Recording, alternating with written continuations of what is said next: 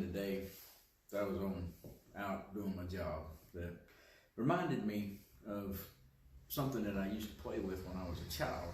When we take recess at school, we would get on seesaws, and I remember the seesaw. You get on the one side, you go up, and you go down, and you had to work with the person that was on the other side of it to try to go up and go down, go up and go down. You know, and if you ever got on a seesaw with somebody that didn't want to do it, and you went up and they went down and they didn't want to go back up, it kind of lost its fun in a hurry, you know. But I was just thinking about that, and I wondered today, would that be something that they would consider to be too dangerous for children to play with because somebody might get hurt? And as I thought about that, I began to contemplate the lessons that you learn from being on a seesaw. Lessons like cooperation. First of all, you have to learn to cooperate with the person on the other side.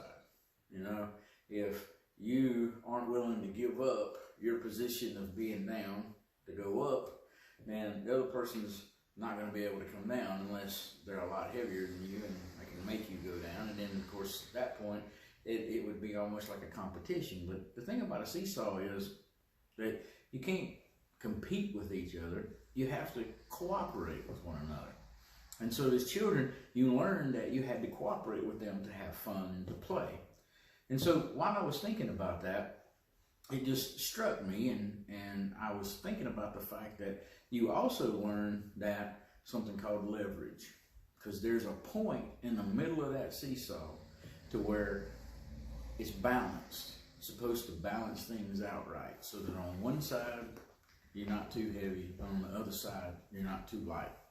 And so as that thing would pivot, you know, it struck me as I was thinking about this, because the Lord had shown me in this that life is sometimes like a seesaw. That in order to carry on a good relationship with someone, you have to be willing to give and take. You have to be willing to sometimes let the other person have more power, and sometimes they have to be willing to let you have more power. And that you're not going to have a good relationship if it's always a competition or a battle. Tonight we're going to do our study from the book of 1 Timothy chapter 2, verses 8 through 10. They read like this: I will, therefore, that men pray everywhere, lifting up holy hands without wrath and doubting. In like manner also, that women adorn themselves in modest apparel, with shamefacedness and sobriety, not with broidered hair, or gold, or pearls, or costly array, but which becometh women professing godliness with good works. And tonight, for a title, our main thought, I guess, for this study, we're going to talk about the balance of power. Now, our lesson tonight spoke about a seesaw in the beginning, because the beautiful thing about a seesaw is that pivot point right in the middle where that seesaw goes up and down is the main part of that seesaw. And we have to understand today that in our verse 9 that we read to you, there's a part of it, in the very beginning of it, it says, in like manner. Now, when I looked up what that phrase means, it exactly translates to the same as. And so we can think of that as the pivot point in our relationship between the two sides. And on our seesaw that we have tonight, on the one side, we have the man. And on the other side, we have the woman. And so we see that verse 8 speaks of, that Paul says, that he wants men to do certain things. In verse 9, the beginning of verse 9 is that pivot point in the middle of our seesaw. And then Paul begins to discuss the things that he instructs women to. Okay? And so we see this because we understand that in like manner is that pivot point in that seesaw. And so we want to think of it in that respect, that the two sides what is contained in verse 8 and then what is contained in verses 9 and 10 make up the two sides of our seesaw. And so as we begin to look at that and to understand that pivot point in between, and what that pivot point is what it's saying is that these are equal. Okay? This is what the balance of power on these two sides come to help balance out a proper relationship. But the thing to remember about this is, much like that seesaw, is that in each side there has to be some give and take. There has to be times and situations to where you allow yourself to not be in control all the time, to where you allow the other party to be able to have some control and to be able to access things in their life. And let me give you an example of what I'm talking about. When we see in verse 8, it talks about men praying everywhere, okay? Now, in order for a man to be able to do this, and what that literally is saying to us is that in every place, every circumstance, and every condition that a man would find himself in, he needs to be guided by prayer, okay? Now, if that's the case, and that's a man's power, and that's a man's ability and his responsibility, then on the other side of that seesaw, a woman has to be able to allow a man to make decisions and to do things in life, trusting that he's gotten there through prayer, okay? Because if you're being questioned all the time by things, being second-guessed all the time by things, then it makes it very hard for you to make decisions, and you get a tendency sometimes to say, well, I'm not even going to try anymore. You know, I'll always take the safe route out. I'll always try to do that thing that's not going to get me fussed at, that's not going to get me in trouble. I'll always do the safe thing, or the thing that I always can have an excuse for.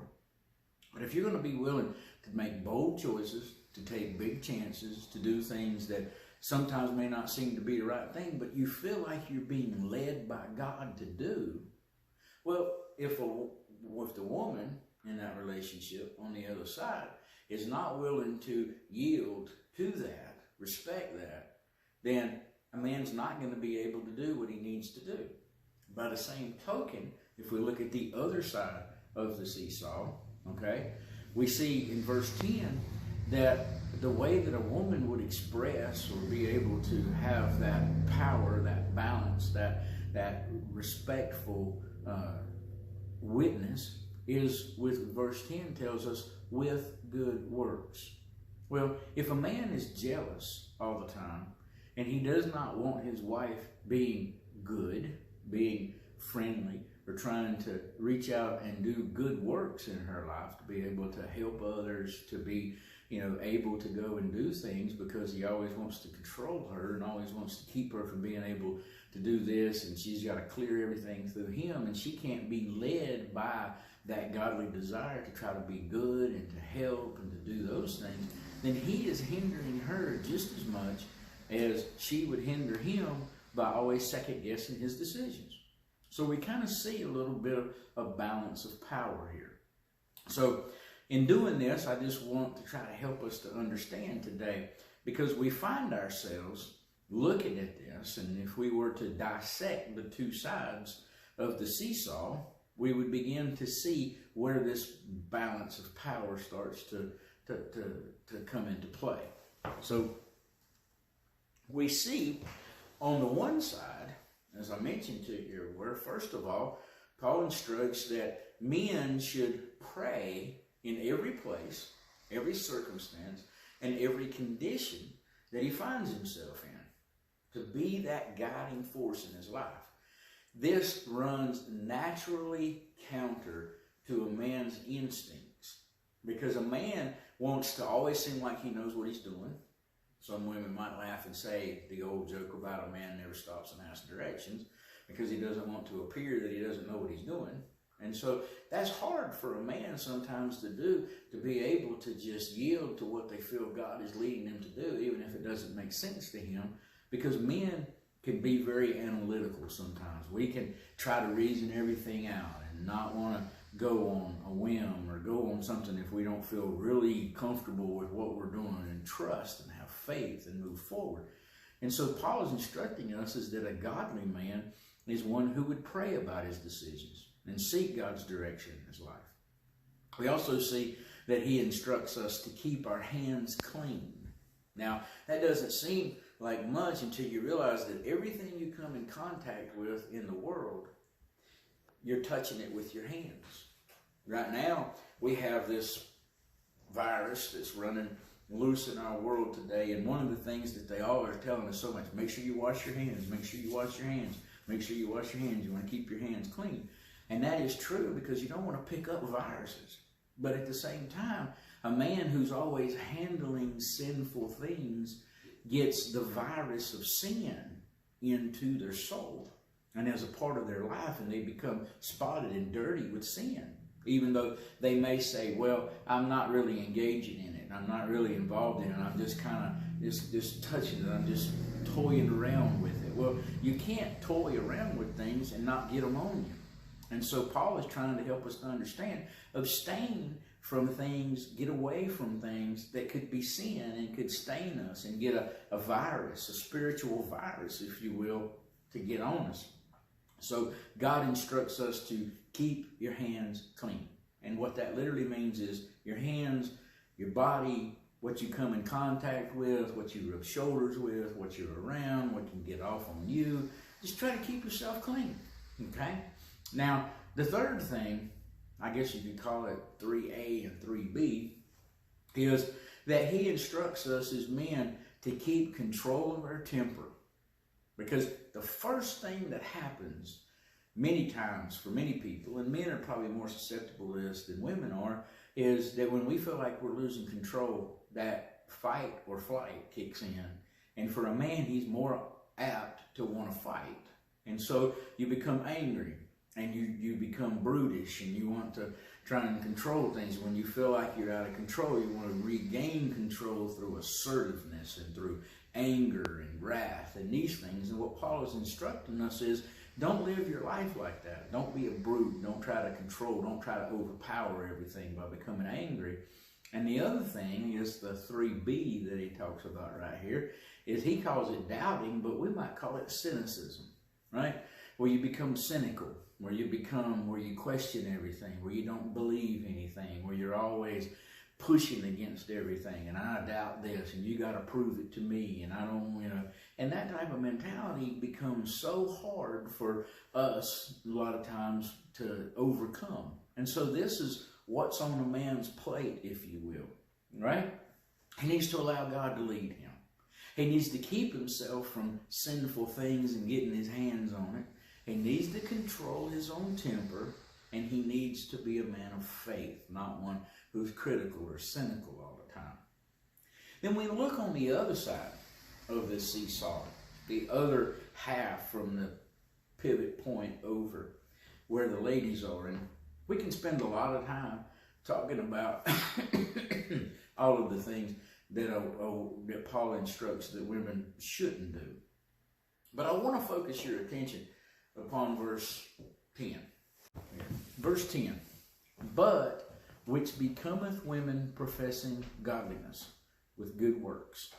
So when we understand that professing godliness with good works is the instruction that Paul has given to us, and that through that action in her life, that she is going to show forth those good works. And he contrasts verse 10 with what is mentioned in verse 9, when he says that a woman should adorn herself in modest apparel. And when we understand why modest apparel, well, because immodest apparel draws undue attention to her and her physical appearance. It causes people to see her body and not see the person, right? And understand that. So when she adorns herself in modest apparel, right, then it takes away that which she is only looked at in a sexual sense, if you will. It removes that. Well, how does her doing that help the balance of power in her relationship? Well, for one thing, it makes a man trust her, his wife, more.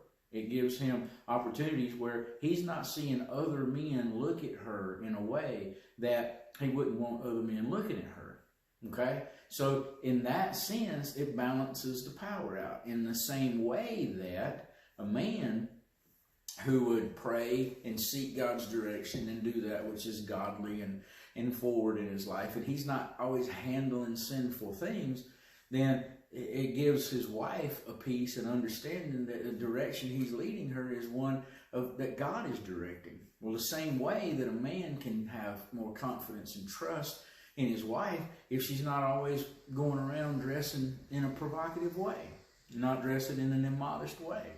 And when we talk about shamefacedness and sobriety, then what we're talking about is someone who's not, in a sense, silly. Okay? And so by sobriety, what it's talking about is not in an intoxicated manner, someone who's going to make bad decisions and be, not good in their actions. Okay? And by shamefacedness, it literally is telling us that she is respectful. Okay?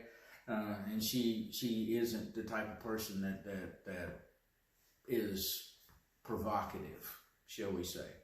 Okay? And then not with broided hair or gold or pearls or costly array, not going around as someone who is haughty and prideful and better than other people, and it doesn't put people on their heels or try to be, impress people or make them think that she is something special, but not being that, but instead being a woman that professes godliness with her good works. She gains respect of people.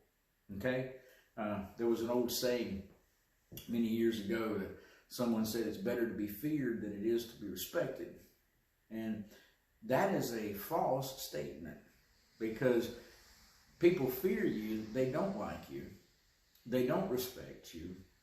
And in fact, when they think of you, they think of someone that they don't like, that they don't want to be like, that it's not a person that is going to inspire people to do certain things. It's just going to make people afraid of them. Well, the same thing is true of a person, that you may seem to be your buddy when you're around, but when you're not around, they don't like you, they talk about you behind your back, they do those kind of things, and that's not right for people to do. But at the same time, you don't inspire that if you're a genuine, honest, and good person. And that is what Paul is trying to instruct us to. And so if we look at the things that a woman who would not dress modestly is a woman who is not thought of very well by other people, is not an inspiration. Okay? And you contrast that with a person that they're known by their good works. Okay? A person who you respect, you feel like that they are genuine, and they are, when they say something, they mean it. And you don't have to worry about how they're going to act, and you don't have to worry about the things that they're going to do, and I can't help but think as an example of this in Scripture of Abigail. Many of you may not know about Abigail, but if you need to look her up, and she became a wife of King David. But before that, she was married to another man who was a very bad man. He was mean and angry and all of these things, and he got himself into trouble. But Abigail went and made a apology for him, and she smoothed it over with King David and saved not only her husband's life, but his men's lives and the possessions that they had, because she did that which was good. She did that which was right. She did that which was honorable. And David did not slay her husband, but after a while her husband died because of the things he involved himself in his life. And upon learning that, David went and David took Abigail to be his wife, because he knew her reputation, because he knew what kind of person she was. She was a good person. She was an honorable woman. She did that which was right. And when David looked at her, he saw her as a woman who he would be honored to have as his wife. And so many people would look at a person and say, well, what's going to bring a person honor and what's going to bring them dignity, right? What's going to bring you honor and what's going to bring you dignity is that you are genuine and that you are honest and that you are a good person.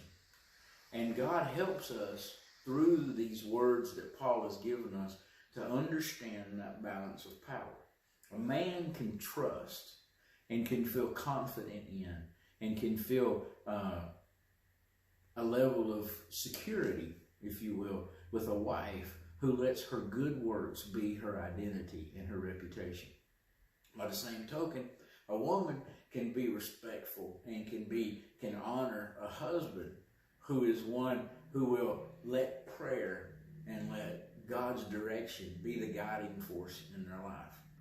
To let a man who has the self-respect and the control to not always be handling things that are sinful and always kind of skirting the line and playing it loose and all of that.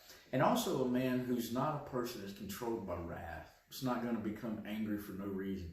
She doesn't have to fear her husband, but she can respect her husband. And some men don't understand the difference between the two. They think that if they control their wife because she's afraid of him and this kind of thing, that's not respect. Okay? That is fear. And fear runs counter to that balance within a good relationship. Because a man who wants to let wrath control him, anytime that he feels like, he's not getting his way, not what he wants, he's going to become angry, boastful, and all of this. By the same token, on the other side of that seesaw, a woman who dresses provocatively, who does not dress in a modest fashion, who is silly and does things that, are not very sober and not thoughtful in her life, her husband may love her very much, but there is that element that he doesn't trust her because she's acting in a certain way and she's guided by her need to be able to be admired and by people who are flatterers and they can, turn her head. And that causes a man to not trust his wife very much. And by that same token is that we see that balance of power within that relationship, and it can be very troubling sometimes. And so I hope that some of the things that we've talked about tonight maybe have been somewhat enlightening to you.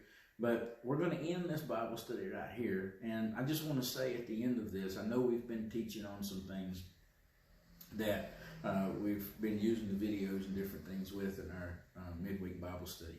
But I can't really show those videos over the internet because they're copyrighted and that is someone else's work. And so we'll get back to that once we start having our regular midweek Bible studies. But for those of you who've been involved in our midweek Bible studies, we've given you the books by Brother Bernard on holiness. I would encourage you to continue to read those things. And if you have questions, things you want to ask about, feel free to call me or text me or things like that, and I'll be glad to try to help you with anything I can. God bless. I hope you have a wonderful evening, and we'll see you soon.